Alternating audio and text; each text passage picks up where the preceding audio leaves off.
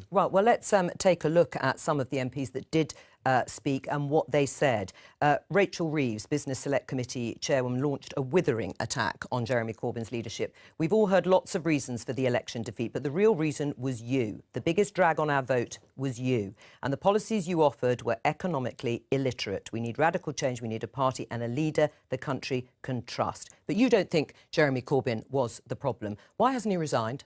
Well, Claudia Webb, for example, and Mary Foy made big defences of our manifesto I'm not talking about the manifesto, I'm talking about Jeremy Corbyn and what Rachel Reeves has just said. But you're quoting what one colleague said. All right, I'll quote another. I'll quote another. I'll quote another one. Backbencher Clive Efford, and he actually represents the Tribune Group, makes up the bulk of MPs. He shouted at Corbyn that it was clear he was personally toxic to Labour voters. When the boxes were opened in my working class areas on the biggest council estate, they were 50-50 Tory Labour. There's no trust.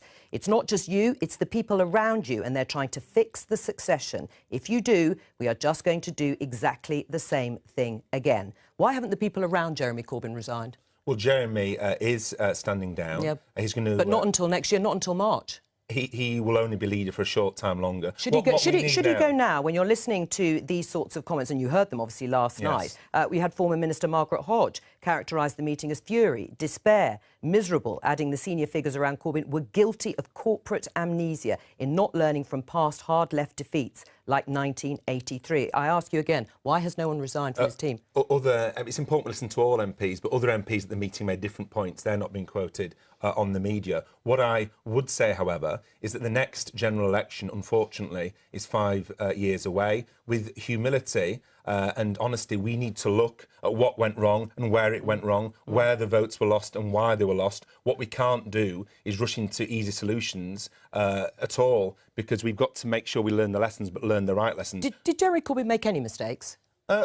We all need to take responsibility. Did Jeremy Corbyn make any mistakes? I think the mistake that we made was being persuaded as a party that people didn't quite want to get Brexit done as their top priority in the way that many people did. And that's why, I mean, the Labour Party, tragically, we lost 60 seats. Of those 60 seats, 50 of them were in Leave areas, and we need to reflect upon that. Right. But whose fault is that? Sorry, what was the mistake? I didn't understand what you said. I think the mistake was that the Labour Party made was underestimating just how much people wanted to get Brexit done, underestimating how high that was up their list of political priorities. So you blaming people who were advocating Remain and a second referendum? I'm not into a blame game. I know it's better for the kind of drama. Someone has to be accountable. I think we all need to take responsibility. I think everyone in the shadow cabinet... What responsibility are you taking? You were at the forefront of this campaign.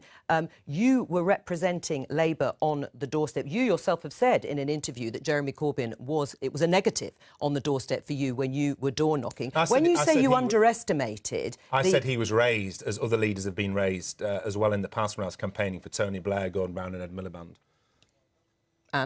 And, of course, the leadership was raised as an issue, but I think it's intrinsically linked to the issue of Brexit. And that's why, when you look at the seats we lost, of the 60 seats we lost, 50 of them were in Leave areas. What about the Remain areas? Why did you lose the Remain seats? Why did you lose Stroud to the Tories? They voted Remain.